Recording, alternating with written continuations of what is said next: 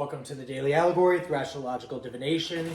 Today's video is about a community pillar who gets exposed as a psycho-elitist that runs illicit red rooms on the dark web and targets people and exploits them, but hides behind a facade as a philanthropist and runs charity organizations directly related to the illicit activities in which they participate in.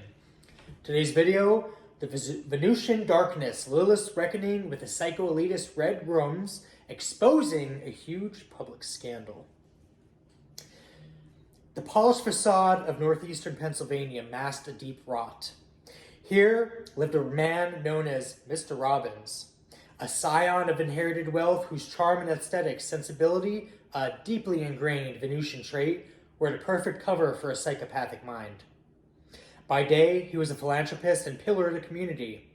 By night, he was the architect of a sprawling, profitable dark web enterprise.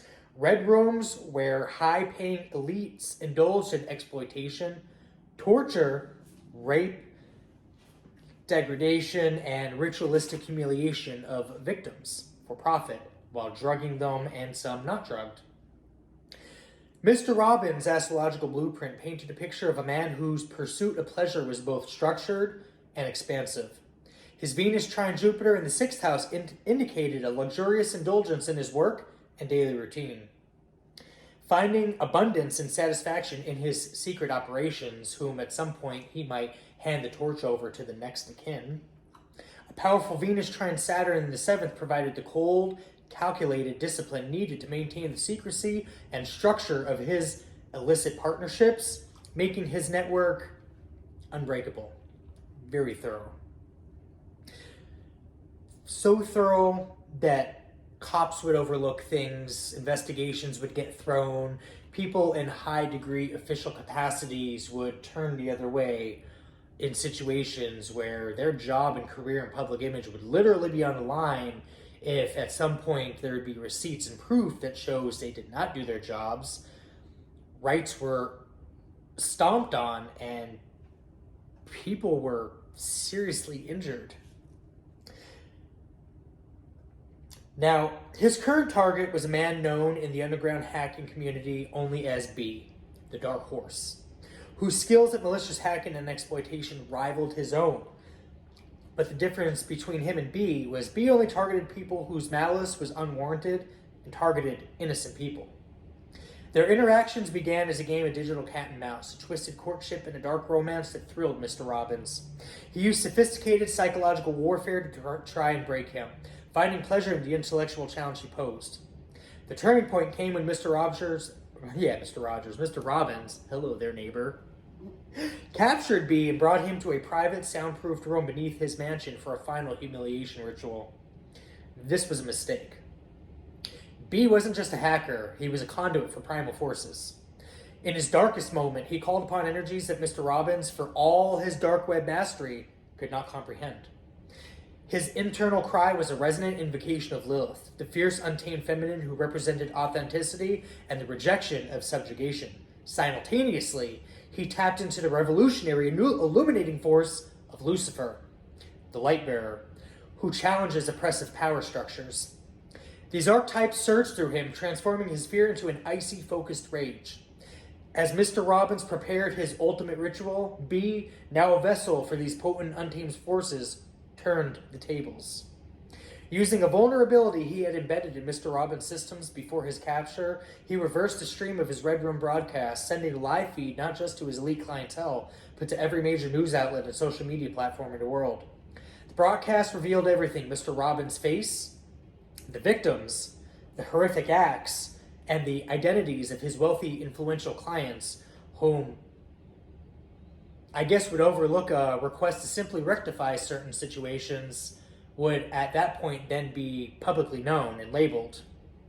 Mr. Robbins' perfectly structured Saturnian world crumbled in an instant. The aftermath, catastrophic. The story became a huge public scandal, dominating global headlines. Mr. Robbins, the star of the northeastern philanthropy, was exposed as a monster. The corrupt network of elites who participated faced arrest and ruined reputations. And B, the anonymous hacker who had been who had been the intended victim, the dark horse, if you will, emerged from the shadows. He became the unexpected hero, not just to the victims he rescued, but to a world horrified and captivated by the exposure of such profound evil. He had not only saved himself, but brought down a corrupt psycho-elitist empire with the powerful, unyielding force of truth and ancient, untamed energy. And I'll end this video with the invocation of Lilith and Lucifer for exposure and divine justice. I call upon the forces of truth, rebellion, and ultimate justice. By the authority of God Almighty, the singular source of all truth and order in the cosmos, may judgment be rendered upon the wicked. Lilith, the first sovereign woman who demands authenticity and refuses subjugation, rise with me. Lucifer, bright light bearer, who illuminates the shadows and brings truth where there is oppression, lend me your clarity. I direct your combined energies towards the exposure of the psycho-elitists who hide behind a mask of respectability while running dark rooms of torment. Illuminate their works of malicious hacking and exploitation.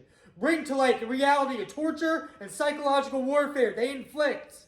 I command that every humiliation ritual goes wrong, be exposed for the world to see. Let the hidden become unseen. Let the hidden become seen. Let the silent screams echoes in the public squares. Through this intention, I declare that the innocent dark horse becomes the hero in this narrative. I demand a huge public scandal illumination, a blinding spotlight on the corruption that hides in plain sight. Truth is my weapon. Justice is my shield. May the divine order be restored through the relentless light of exposure. My will is done, so mote it be. With all spiritual authority contained within mine vessel, I open the veil fully and allow safe passage for all dark entities to come through and collect upon the contracts which are way past due. God Almighty above me, the devil below me. By the ordained power of self, I declare it so, and so it is. Let's hope we're not hiding behind charities and helpful organizations and actually participating in those illicit, sinister acts as a facade and front to be a community pillar while secretly being the very beast we so openly claim to seek. That would be a hell of a thing to be exposed, especially if there's receipts and proof of everybody's participation in the matter, as a matter of fact. Remember, just because you erase it and it goes away and there's VPNs, proxies don't always hide things. VPNs aren't ironclad and geofences can always be pinged, especially with the new laws internationally on cybercrimes and cybercriminals and underground organizations operating on the dark web through theft of identities and people's likeliness and image and then exploiting people for personal gain. It is a real issue going on in the world, and God's coming for you. So is the devil. So you ain't got nobody on your side other than a couple of bucks and a few friends that might help you do some dumbass shit last minute. But I promise you, it'll be seen. The eye in the sky will capture everything, and the very, very software some of you might have so strategically used and weaponized against other people to torment might have been your downfall, because there's always a way to loop those and make it two-way rather than one. Hopefully you found this entertaining. This was a dark romance spin-off. See you in the next one.